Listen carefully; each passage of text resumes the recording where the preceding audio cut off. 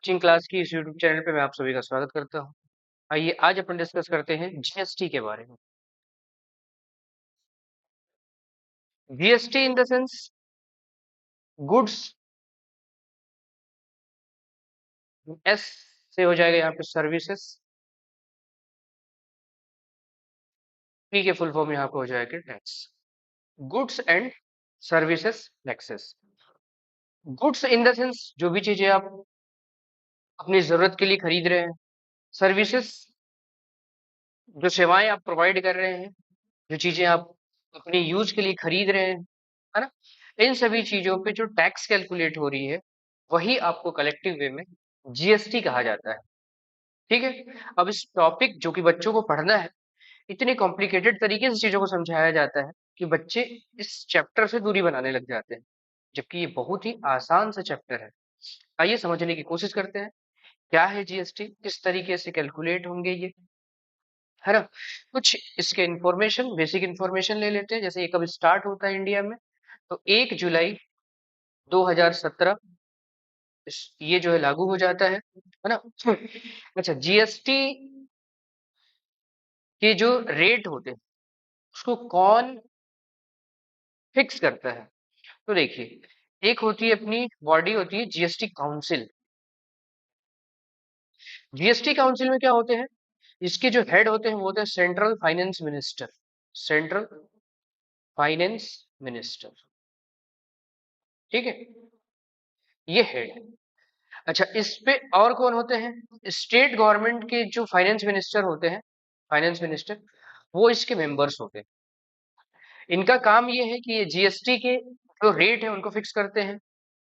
GST के regarding जितने भी जो डिस्प्यूट होंगे उनको यही क्लेरिफाई करेंगे, है ना। तो ये सभी वर्क है। अच्छा, और कुछ एक मिथ्स है जिनको क्लियर करना बहुत जरूरी है। जब आप एक ऑब्जेक्ट को कई स्टेजेस में बिकते हुए देखते हैं, सपोज दैट आपने फोन खरीदा, तो फोन ऑब्वियसली आपके पास डायरेक्टली तो आया नहीं होगा, है ना, रिटेलर के पास। ठीक। फिर हुआ कैसे? उसको किसी ने मैन्युफैक्चर करा है, ठीक है, मैन्युफैक्चरर है। उसके बाद इसको किसी होलसेलर ने खरीदा है, ठीक है, होलसेलर ने खरीदा है। इसके बाद होलसेलर से रिटेलर ने खरीदा है। रिटेलर के बाद कस्टमर, मतलब हम आपने खरीदा है इसको। समझिए इस चीज को। मैन्युफैक्चरर के लिए अगर आप मोबाइल का ही एग्जांपल ले रहे हैं, तो मोबाइल में जितने भी रॉ मटेरियल यूज होते हैं वो सब तो मैन्युफैक्चरर के पास अवेलेबल नहीं है, वो उसको कहीं ना कहीं से परचेस करेगा। ठीक है, तो ये परचेस करता है रॉ मटेरियल, कहीं से खरीदा, ठीक है, रॉ मटेरियल इसने खरीदी।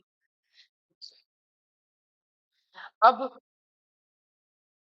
अलग अलग स्टेजेस में, जैसे यहाँ पे आप मैन्युफैक्चरर जो है वो गवर्नमेंट को पे करेगी, है ना, जीएसटी पे करेगी। ठीक है, अभी आप सिर्फ समझेंगे ना, चीजों को समझेंगे सिर्फ। फिर यहाँ पे आप देखोगे कि आप पढ़ेंगे कि जीएसटी होलसेलर पे करेगा, फिर रिटेलर पे करेगा जीएसटी, फिर कस्टमर पे करेगा जीएसटी।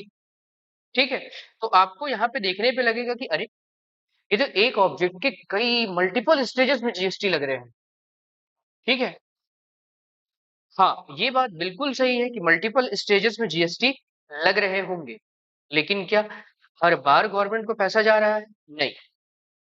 गवर्नमेंट को पैसा तब सप्लाई होगी जब आप जो कस्टमर है ये फाइनली उस ऑब्जेक्ट को खरीदेगा, बाय करेगा, है ना। तब जा करके इस मोबाइल की जो जीएसटी है, ठीक है, और वो भी अगर आप यहाँ सोच रहे होंगे कि मैन्युफैक्चरर ने 200 रुपीज जीएसटी पे करा है, होलसेलर ने भी 150 रुपीज जीएसटी पे करा है, ठीक है, या फिर रिटेलर ने भी 150 जीएसटी पे किया है, कैलकुलेशन में आएंगी ये सभी चीजें, तो आपको लगेगा अरे 200 तो इसने भी पे करा है, 150 इसने पे किया है, फिर 150 इसने पे किया है, फिर यहाँ कस्टमर खरीद रहा है वो अलग जीएसटी पे कर रहा है, तो मल्टीपल स्टेजेस में बहुत सारे पैसा जो है वो गवर्नमेंट को जा रहे हैं। ऐसा कुछ भी नहीं है, पहले तो आप ये क्लियर हो जाइए। जीएसटी गवर्नमेंट को वन टाइम पे होता है, वन टाइम, एक बार। कब होगा?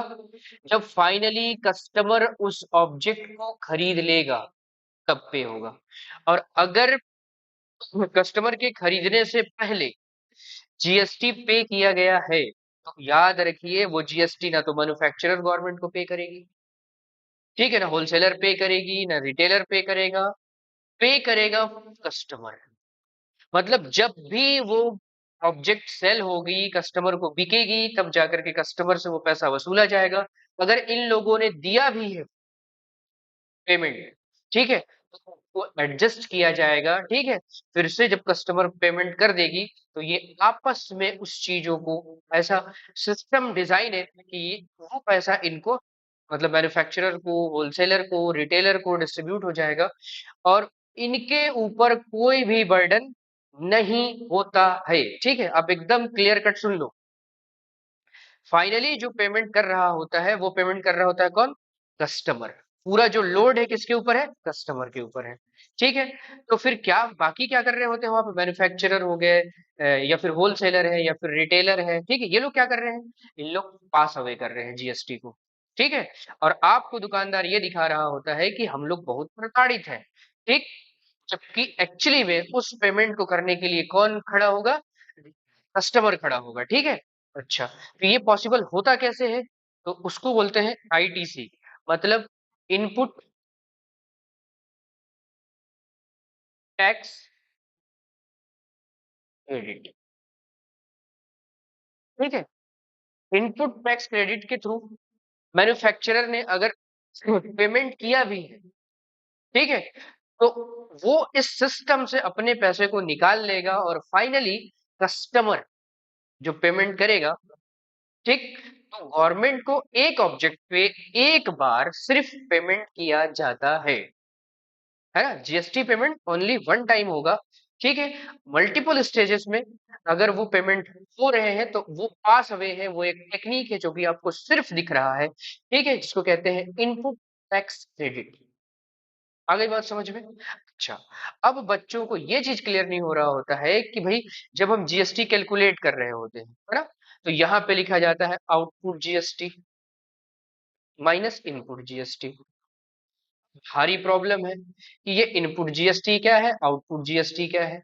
सर आप एक कदम दिमाग में रखो, ये इनपुट जीएसटी जो दिख रहा है आपको, जब आप किसी चीज को बेचोगे, ठीक है, सेल करोगे, तो जो जीएसटी कलेक्ट करोगे उसको बोलते हैं आउटपुट जीएसटी। इनपुट जीएसटी कोई भी किसी भी स्टेज में अगर खरीदारी हुई, खरीदा है, बाय किया है ना, इन केस यहाँ पे जो जीएसटी कैलकुलेट होगा वो कहलाएगी आपकी इनपुट जीएसटी। अभी स्टार्टिंग में हो सकता है आपको लग रहा होगा कि नहीं पता क्या ही कथा चल रहा है। कथा सुन लीजिए, आराम से कथा सुनिए पहले, क्योंकि जब तक आप सुनेंगे नहीं, तब तक आप समझेंगे नहीं। समझ लीजिए, टाइम लेकर के इस वीडियो को ना पूरा देखिए, जीएसटी के गेम को समझिए पहले आप, ठीक है। कैलकुलेशन आसान है, वो आसानी से हो जाएंगे, लेकिन पहले आप चीजों को समझ लीजिए, ठीक है। अच्छा, तो जीएसटी कैलकुलेट कैसे होता है? Output minus input. बाबू आउटपुट कब होगा? जब आप किसी चीज को सेल करेंगे, किसी भी स्टेज में, चाहे मैन्युफैक्चरर हो, रिटेलर हो, कोई भी हो, सेल करेगा, उस कंडीशन में जो जीएसटी कैलकुलेट होगा वो आउटपुट जीएसटी है।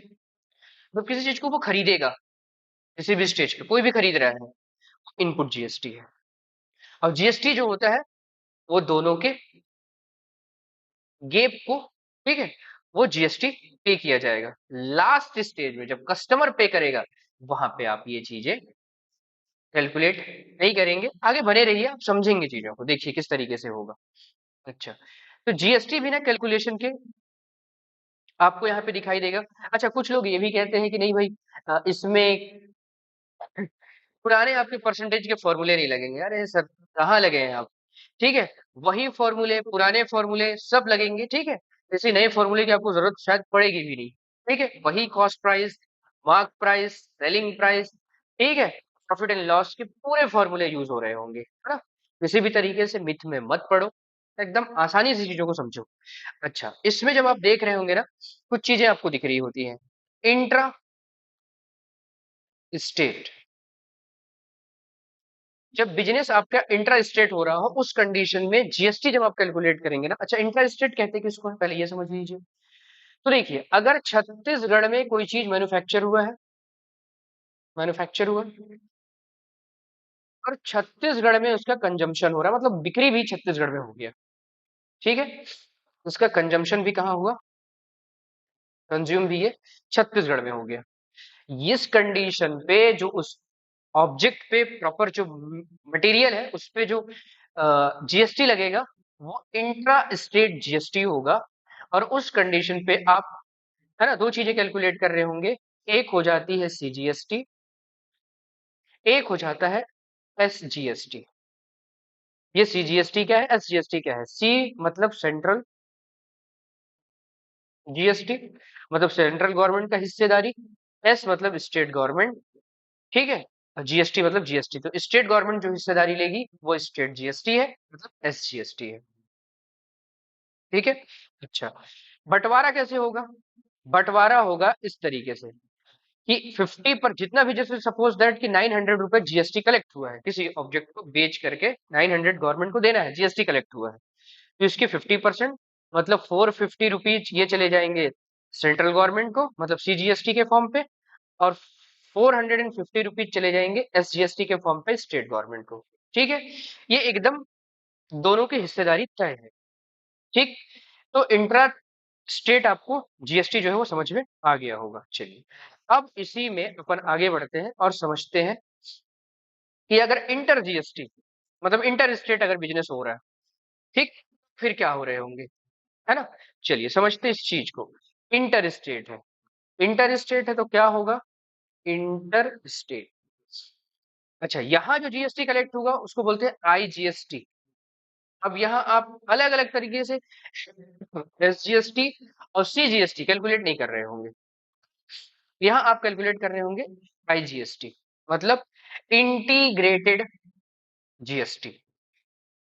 ये रहता है कि जैसे इंट्रा स्टेट में सीजीएसटी और एसजीएसटी के अलग अलग फॉर्मेट आते हैं, वो पता चल जाता है कि किस गवर्नमेंट की कितनी हिस्सेदारी है। अच्छा, अब इंटर स्टेट में होता क्या है, देखो, आपकी मैन्युफैक्चरिंग हुई है सीजी में किसी ऑब्जेक्ट की, इसकी सेलिंग हो रही है या कंजम्पशन हो रहा है कहाँ पे, यूपी में। तो अगर स्टेट बदल गए, इस कंडीशन में जो आपके पास जो जीएसटी कैलकुलेट होगा वो कैलकुलेट होगा इंटर स्टेट, मतलब अलग अलग स्टेट में हुए हैं। ठीक, इस कंडीशन में जीएसटी कैलकुलेट होगा होगा आईजीएसटी, मतलब इंटीग्रेटेड जीएसटी। इसको कलेक्ट करेगा कौन? इसको कलेक्ट करेगा सेंट्रल गवर्नमेंट। एकदम दिमाग में रख लो सब चीजों को, सेंट्रल गवर्नमेंट इसको कलेक्ट करेगी। इसके बाद स्टेट गवर्नमेंट की जो हिस्सेदारी है उसको सेंट्रल गवर्नमेंट स्टेट गवर्नमेंट को दे देगी, कहाँ वाले को, तो जहां वो चीज कंज्यूम हुई। आ गई बात समझ में? इस तरीके से ये इंटर स्टेट जीएसटी वर्क कर रहा होगा। ठीक, आगे चीजों को और बढ़ाते हैं और क्लियर समझाते हैं इसमें कि और क्या पॉसिबिलिटी हो सकता है। फिर देखिए, जीएसटी किस प्राइस पे लगाया जाए, दिमाग में सेट करो। जीएसटी आप देखो, जैसे आप मार्केट में गए, 1000 का शर्ट था, बार्गेनिंग करा आपने, फिक्स हुआ कि 950 में ये शर्ट, है ना, दुकान वाला आपको देने के लिए रेडी है। एकदम सिंपल सा लैंग्वेज में मैं आपको समझा दे रहा हूँ, इतना में रेडी है, मतलब सेलिंग प्राइस क्या फिक्स हो गई, 950। आपकी जो जीएसटी कैलकुलेट होगी वो 950 पे कैलकुलेट होगी, इस पे कभी भी नहीं होगी जीएसटी कैलकुलेट। मतलब जीएसटी आपके सेलिंग प्राइस पे, मतलब जो प्राइस फिक्स होता है बेचने के लिए, जो फाइनली फिक्स हो गया कि इस पे अब बार्गेनिंग नहीं होनी है, फाइनली इस प्राइस पे हमको शर्ट को बेचना है, तो 950 प्लस जीएसटी जितना लगेगा वो मिल करके आपको उस शर्ट के पेमेंट करनी होगी। ठीक है, आई होप सो कि यहां तक की कहानी आपको समझ में आ गई होगी, है ना? फिर वही सेलिंग प्राइस कैलकुलेट करने के लिए क्या कंडीशंस है, मार्क प्राइस कैलकुलेशन करने के लिए क्या फॉर्मूले वगैरह है, तो वो आप देख लो, मैं आपको डिस्प्ले कर दे रहा हूँ। ठीक है, ये देखो, इसका स्क्रीनशॉट ले लो आप, है ना? ये फॉर्मूले काफी यूज हो रहे होंगे आपके क्वेश्चंस में। जीएसटी आपको कैलकुलेट किस में करना है, सेलिंग प्राइस पे। ठीक। तो किसी भी तरीके से आप कैलकुलेट कर लो सेलिंग प्राइस निकल जाने के बाद हम आसानी से जीएसटी कैलकुलेट कर पाएंगे। बाकी एक चीज याद रखो, क्वेश्चन जब तक आप नहीं बनाएंगे तब तक कॉन्सेप्ट्स क्लियर नहीं होंगे। तब तक मैंने आपकी बहुत सारे डाउट्स जो है वो क्लियर कर दिए हैं। जीएसटी एक ऑब्जेक्ट में सिर्फ जीएसटी का जो पेमेंट है वो ओनली वन टाइम होता है गवर्नमेंट को। याद रखिए कि ना उसको मैन्युफैक्चरर पे कर रहा होता है, ना रिटेलर पे कर रहा होता है, ना होलसेलर पे कर रहा होता है। फाइनल पेमेंट कस्टमर कर रहा होता है। ठीक। अगर मैन्युफैक्चरर या होलसेलर या रिटेलर ये किसी टर्म में अगर पेमेंट कर भी रहे हैं तो ये जीएसटी पास अवे कर रहे हैं, जिसको कि मैंने आपको बताया कि आईटीसी मतलब इनपुट टैक्स क्रेडिट के थ्रू ये पास कर देते हैं। और फाइनली जब कस्टमर पेमेंट करता है तो गवर्नमेंट को पैसा दे दिया जाता है। क्लियर। क्वेश्चन करते हैं, जब तक क्वेश्चन नहीं करेंगे चीजें क्लियर नहीं होंगी, है ना। बेहतर है क्वेश्चन करते हैं। देखिए क्वेश्चन नंबर फर्स्ट है आपके पास। एक आर्टिकल है जिसके मार्क प्राइस कितने दे रखे हैं आपको। मार्क प्राइस दिया है 15,000।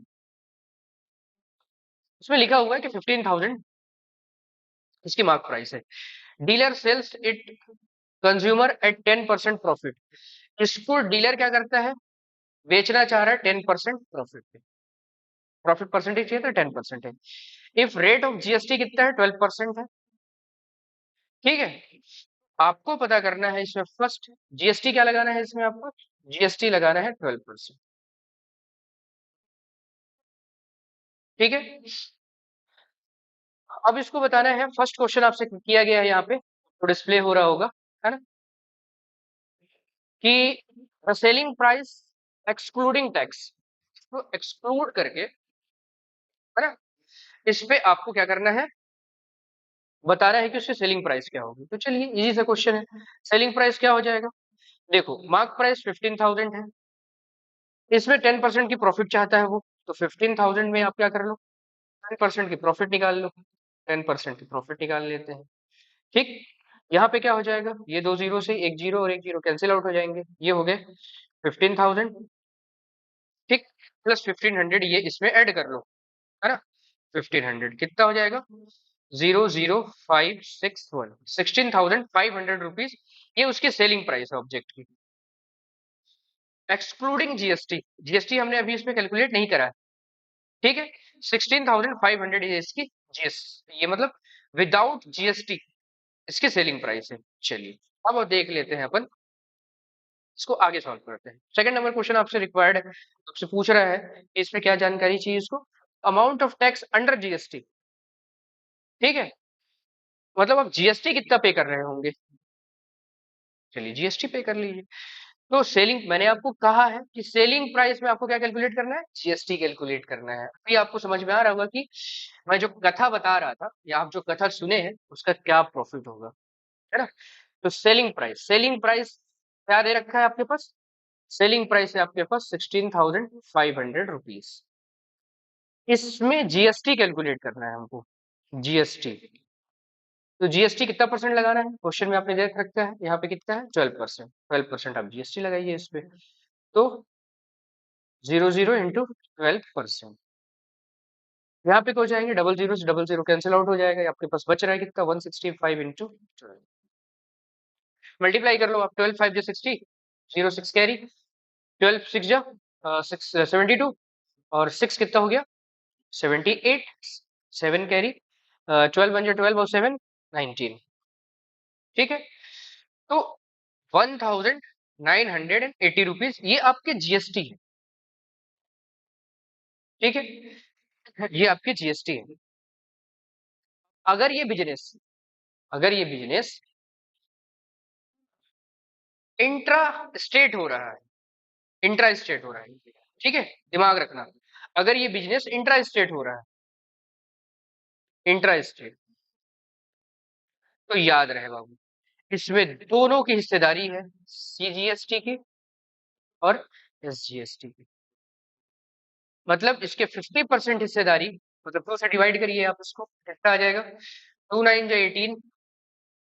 ठीक है, 2 9 जो 18 और ये 0, 990 रुपीज ये गया सेंट्रल गवर्नमेंट को, ठीक। और 990 रुपीज ये चला जाएगा स्टेट गवर्नमेंट का। दोनों को 50% डिस्ट्रीब्यूशन होना है। ठीक। अब अच्छा, टोटल जीएसटी कैलकुलेट करके कस्टमर को फाइनली इसके लिए कितना पेमेंट करना होगा, कस्टमर को कितना पे करना होगा, 16,500 में प्लस कर दो आप किसको, 1980, 089514, 1 कैरी, 617 और 1 8, 18,480 रुपीज ये आप पे कर रहे होंगे। फाइनली कस्टमर के जो हिस्से लगेगा, है ना, वो इतना रुपया लगेगा। मतलब कस्टमर को 18,480 रुपीज पेमेंट करके ऑब्जेक्ट को, जो यहाँ पे सेल हो रहा है, क्या है, एन आर्टिकल है, कोई एक आर्टिकल है, ठीक है, उसके लिए उसको 18,480 रुपीज पे करना होगा फाइनली। क्वेश्चन को आप अच्छे से देखो पहले, ठीक है, ये क्वेश्चन है, ठीक है। अब यहाँ पे एक शॉपकीपर है, बाय अ गुड्स वर्थ 4,000, है ना, एक शॉपकीपर है जो कि खरीद रहा है किसी चीज को 4,000 में, मतलब कॉस्ट प्राइस दे रखी है आपको 4,000, ठीक है, और सेल कर रहा है दिस प्रॉफिट कितने पे, 20%। प्रॉफिट लेना है इसको कितना, 20% का। The consumer in the same state, मतलब सेम स्टेट में ये पूरी चीजें चल रही, मतलब इंट्रा स्टेट है। जीएसटी पेमेंट कितना होना, जीएसटी पेमेंट होना है 5%, ठीक है, 5% पे हो रहा है, इसका मतलब आप समझ लो, इसका मतलब ये है, ठीक है, कि 2.5% ये हिस्सेदारी होगी जीएसटी की, मतलब आधा आधा, लास्ट में कैलकुलेट करके आप उसको आधा आधा बंटवारा कर दिया करो, और कुछ भी नहीं। तो देखो क्वेश्चन आपने देख लिया है, ठीक, तो अब चलिए इसको अपन सॉल्व कर देते हैं। बहुत ही आसानी से क्वेश्चन सॉल्व होगा। मैंने आपको बताया कि जितने भी प्रॉफिट एंड लॉस के आपने फॉर्मूले पढ़ रखे हैं, वही फॉर्मूले आपके यूज होंगे और उसी के अकॉर्डिंग क्वेश्चंस बनेंगे। कॉस्ट प्राइस कितना दिया है, 4,000। प्रॉफिट परसेंटेज कितना है इसके पास, 20% का प्रॉफिट लेना है इसको, ठीक। तो फर्स्ट ऑफ ऑल आप कैलकुलेट कर लो कि सेलिंग प्राइस क्या है उसकी, फिर जीएसटी कैलकुलेट करना है, उसमें आपको कितना परसेंट, 5% जीएसटी कैलकुलेट करना है, ठीक। पहला क्वेश्चन है आपके पास, the selling price excluding tax, मतलब सिर्फ आप सेलिंग प्राइस बता दो। फिर बताना सेकंड क्वेश्चन की सीजीएसटी कितना पेमेंट करेगा कंज्यूमर, फिर एसजीएसटी कितना पेमेंट करेगा कंज्यूमर, फिर finally amount paid by the consumer. चलिए ठीक है, कैलकुलेट करते हैं इसको। बताया है कि ये सेम स्टेट में ये कहानी हो रही है, मतलब इंटर स्टेट है। चलिए सेलिंग प्राइस कैलकुलेट करते हैं हम लोग। छोटे क्लास में आपने ये फॉर्मूला पढ़ रखा है, प्रॉफिट परसेंटेज, ठीक है। प्रॉफिट परसेंटेज मतलब selling price minus cost price upon cost price into 100, ठीक है। मैं सिंपल तरीके से भी इस चीज को कैलकुलेट कर सकता था, बट जो फॉर्मूले आपने पढ़ रखे हैं उसी पे बेस्ड क्वेश्चन को बना देते हैं। 20%, है ना, तो यहाँ पे क्या हो जाएगा 20, और ये जो देखो ये 100 है ना, ये इसके अपॉन पे राइट डाउन कर लो। सेलिंग प्राइस नोन नहीं है आपके पास, कॉस्ट प्राइस कितना है 4,000 है, कॉस्ट प्राइस कितना है 4,000 है, ठीक। इसको इधर क्रॉस मल्टीप्लाई कर लो, कितना हो जाएगा ये 20 डिवाइडेड बाई 100 इंटू 4,000। इतना आसान सा टॉपिक है ये, इतना आसान सा टॉपिक है कि मैं क्या बताऊं, बट इसको इतना कॉम्प्लिकेटेड करके पढ़ा देते हैं, बच्चे परेशान हो जाते हैं, ठीक है। देखो ये दो जीरो से दो जीरो कैंसिल हो गए, आपके पास कितना बच रहा है 20 into is equal to selling price minus 4,000, कितना हो जाएगा ये 800 is equal to selling price minus 4,000, ठीक है।